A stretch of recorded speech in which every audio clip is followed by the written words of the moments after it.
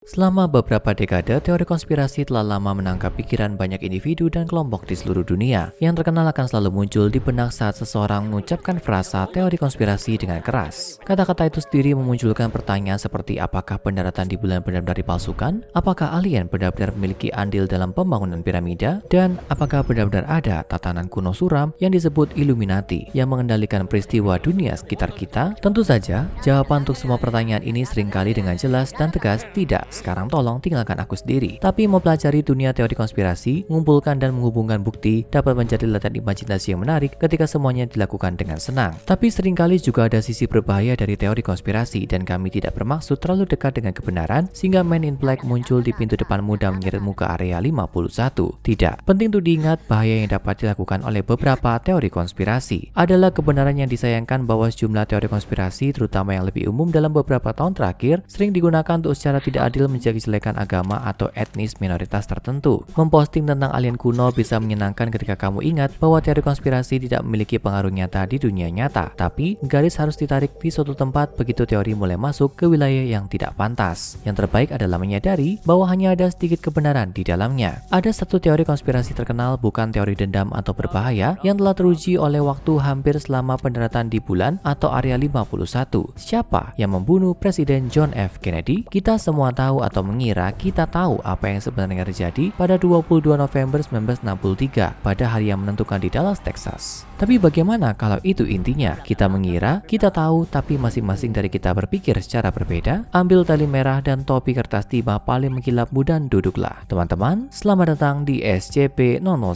atau dikenal dengan julukan yang sesuai, konspirasi. Sekarang, hal yang pertama, beberapa informasi penting. Siapapun yang akrab dengan organisasi SCP akan memberitahumu bahwa ada banyak entitas dan objek yang disebut sebagai SCP-001. Setiap orang memiliki beberapa ide yang mana dari ini yang mereka pikir adalah yang asli. Tapi kalau kamu baru di sini, kami akan mengklarifikasi ini untukmu. Penunjukan SCP-001 tidak mengacu pada satu makhluk, objek, atau entitas dalam arsip organisasi. Sebaliknya, ini adalah kumpulan dari berbagai anomali yang telah ditemukan dan sebagian besar ditahan oleh organisasi SCP. Mengapa berbagai file ini semua dikumpulkan di bawah penunjukan bersama ini? Ya, itu teori konspirasi itu sendiri. Bisa jadi anomali ini adalah beberapa yang paling awal yang pernah ada di organisasi dan pertama kali ditemukan sebelum mereka menetapkan sistem penomoran yang mereka gunakan saat ini. Namun, bisakah beberapa SCP-001 ini menjadi penyiasatan yang disengaja? Itu seperti konspirasi lain untuk kita. Di antara anomali yang berbagi gelar, SCP-001 adalah penjaga gerbang, makhluk kuat yang diyakini sebagai malaikat yang berdiri di depan pintu masuk Taman Eden. Lalu ada Raja Scarlet yang terkenal, makhluk Eldritch anomali lainnya dengan tingkat kekuatan penghancur yang sama yang suatu hari berniat menyebabkan kehancuran semua ciptaan. Juga dikenal sebagai SCP-001 adalah basis data yang berisi semua bukti yang dikumpulkan oleh petinggi organisasi yang membuktikan bahwa seluruh alam semesta mereka adalah ciptaan fiksi dari penulis SCP Wiki, sesuatu yang liar. Dan kemudian ada SCP-001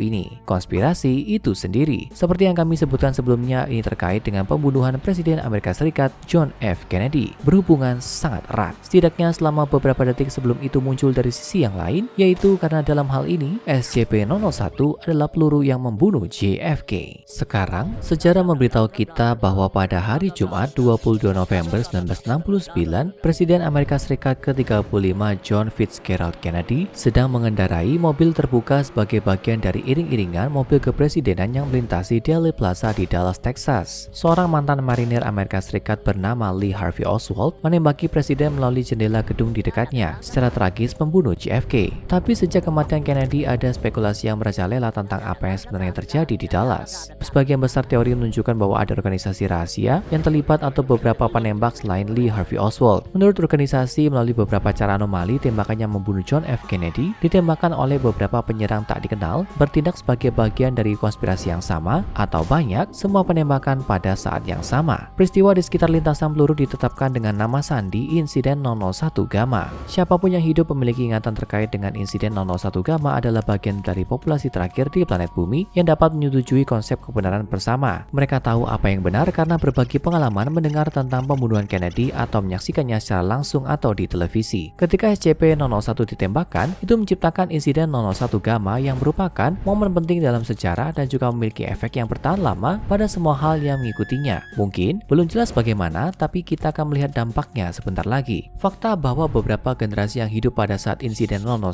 Gamma memiliki ingatan yang konsisten akan hal itu, menetapkan sebuah garis dasar dasar. Pada dasarnya, karena orang-orang ini memiliki ingatan yang jelas tentang pembunuhan itu, mereka juga memiliki ingatan masyarakat tentang segala sesuatu yang telah terjadi dalam sejarah manusia hingga hari itu di tahun 1969. Evolusi umat manusia, berbagai perang yang terjadi, semuanya telah didokumentasikan dan dianggap benar. Ada kebenaran kolektif bersama di antara seluruh penduduk bumi hingga insiden 001 Gamma terjadi. Namun, kenyataan telah hancur dalam beberapa cara saat SCP-001 ditembakkan ke arah JFK. Beberapa teori konspirasi yang muncul dari pembunuhan Kennedy bukan hanya spekulasi yang merajalela. Tidak hanya semua orang di bumi sekarang memiliki ingatan tentang apa yang terjadi, mereka memiliki versi mereka sendiri tentang apa yang mereka yakini telah mereka ingat. Misalnya, sejak insiden 001 Gamma terjadi dan JFK ditembak, sudah ada kesaksian yang bertentangan dari orang-orang yang benar-benar hadir di Dallas dan melihat semuanya terjadi. Persentase yang signifikan dari saksi mata melaporkan beberapa variasi melihat sosok aneh tak dikenal yang hanya disebut sebagai manusia lencana. Siapapun dia, bahkan jika dia hanya akibat warga sipil yang tidak terbiasa melihat agen Secret Service, tidak semua orang yang hadir di insiden 001 Gamma bisa setuju jika manusia lencana ada di sana sama sekali. Hanya dua orang yang pasti terlibat dalam pembunuhan itu adalah Presiden Kennedy dan Lee Harvey Oswald. Secara berbeda untuk semua orang sejak saat itu mengingat semua yang terjadi sebelumnya, tapi dengan kenangan yang saling bertentangan tentang insiden 001 Gamma dan semua yang mengikutinya. Apa yang organisasi SCP ketahui secara pasti adalah bahwa Lee Harvey Oswald melepaskan 3 tembakan dari sudutnya di lantai 6 Texas School Book Depository. Yang pertama meleset, yang kedua memberikan luka kepada presiden serta gubernur Texas John Connally yang ada di mobil yang sama dengan JFK. Tembakan ketiga dan terakhir adalah SCP-001 yang menguapkan rongga tengkorak, membunuhnya dan menyebabkan insiden 001 Gamma. Sejak saat itu, sekarang ada sejumlah perspektif yang membingungkan dan kontradiktif tentang sejarah dunia, semuanya saling bertentangan. Persepsi orang-orang mulai menyimpang dari kenyataan selama dekade berikutnya, perlahan dan tidak terasa pada awalnya. Semua orang masih bisa sepakat tentang apa yang terjadi sejak insiden 001 Gamma. Untuk sebagian besar, hingga 5 September 1975, pembunuhan gagal Gerald Ford, Presiden Amerika Serikat ke-38. Beberapa saksi melaporkan melihat versi yang berbeda dari kejadian tersebut. Beberapa bahkan yakin bahwa Presiden Ford pada kenyataannya terbunuh. Ini bahkan mengakibatkan upaya lain pada nyawa Ford hanya 2 minggu kemudian oleh seorang wanita yang percaya bahwa Presiden sudah mati, mencoba membuat kenyataan selaras dengan apa yang dia anggap nyata. Tapi itu semakin parah. Presiden Ford sama-sama terpengaruh oleh SCP-001, percaya bahwa Uni Soviet telah menarik diri dari Eropa Timur selama pemerintahan Nixon, di mana kenyataannya ini tidak terjadi sampai akhir 1980-an. Itulah efek sebenarnya dari SCP-001, perbedaan antara apa yang seseorang anggap nyata dan apa yang sebenarnya nyata. Ini sering dapat bermanifestasi dalam frustasi. Kita semua pernah merasa bahwa kita memiliki keterampilan yang dibutuhkan saat melamar pekerjaan hanya untuk mendapatkan email penolakan yang dikirim kembali kepada kita. Beberapa dari kita percaya diri kita sebagai orang yang baik hati, namun sepertinya tidak dapat menemukan teman yang akan setuju. Tinggal di rumah besar bisa membuat seseorang merasa sempit dan sesak meskipun ada banyak ruang di sekitarnya. Kamu dapat merasakan bahwa ada sesuatu yang salah dalam situasi seperti ini, tapi kamu tidak dapat menjelaskannya. Efek SCP-001 ini sering dapat mengakibatkan kondisi seperti sindrom penipu, di mana seseorang memiliki keyakinan bahwa semua pencapaian dan kesuksesan mereka tidak lebih dari palsu, dan bahwa bagian terbaik dari hidup mereka ditakdirkan untuk hancur karena orang itu tidak pantas untuk ini. Perasaan tidak memiliki dunia yang tidak selaras dengan apa yang kamu anggap benar, semuanya berasal dari SCP-001.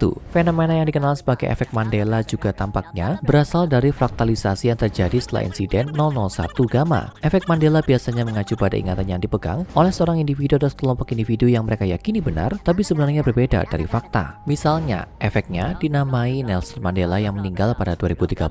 Namun banyak orang yang mengingat dengan jelas berita bahwa Mandela meninggal di penjara pada tahun 80-an. Kesalahan pengingatan sejarah datang sebagai akibat dari persepsi seseorang dan memori hidup mereka yang tidak sinkron dengan apa yang benar. Seringkali mencoba untuk membatalkan efek SCP-001 bisa lebih berbahaya bagi seseorang karena persepsi mereka sangat berbeda dengan kenyataan. Katakanlah kamu percaya bahwa semua The Beatles masih hidup, kamu yakin akan hal itu dan selalu seperti itu sepanjang hidupmu. Kemudian, seseorang memberimu bukti sejarah yang sebenarnya bahwa John Lennon dibunuh di luar hotelnya pada tahun 1980. Semua foto, laporan berita, dan bukti lain di dunia tidak dapat meyakinkanmu bahwa apa yang kamu anggap benar ternyata tidak. Seringkali ini mengarah pada frustasi dan kebingungan yang dapat seringkali merusak hubungan dengan teman dan keluarga, menyebabkan isolasi dan pemutusan hubungan sosial. Kalau semua orang memberitahumu bahwa John Lennon meninggal, tapi kamu tidak dapat mempercayainya karena itu tidak sesuai dengan persepsimu sendiri, kamu akan tertarik pada orang-orang yang sudut pandang alternatifnya melengkapimu. Inilah bagaimana Gemma terbentuk, yang menyebarkan dan memperkuat teori konspirasi, seringkali membuatnya lebih tahan terhadap logika luar, serta lebih ekstrim dan merusak. Jadi siapa sebenarnya yang membunuh Presiden John F. Kennedy? Tanya Lee Harvey Oswald. Dia akan mengatakan dia tidak melakukannya dan malah dijebak. Tanya Fidel Castro dan dia akan memberitahumu bahwa dia dan anak buahnya ada di Dallas hari itu bersenjata dan dalam misi untuk membunuh Kennedy sendiri. Atau ada manusia payung yang mengaku membunuh JFK dengan payung yang dimodifikasi. Tapi pada akhirnya berspekulasi tentang siapa yang membunuh Presiden Kennedy tidak ada gunanya. Setiap jawaban itu benar untuk seseorang. SCP-001 adalah tembakan yang mengubah seluruh dunia. Sejak insiden 001 Gamma, tak seorang pun mampu melihat dunia dengan cara yang sama persis seperti yang dilakukan orang lain. Kalau kamu merasa bingung, andalkan apa yang kamu tahu itu nyata, apa yang kamu yakini sebagai kebenaran, dan temukan kenyamanan dalam keadaan normal itu. Jujur,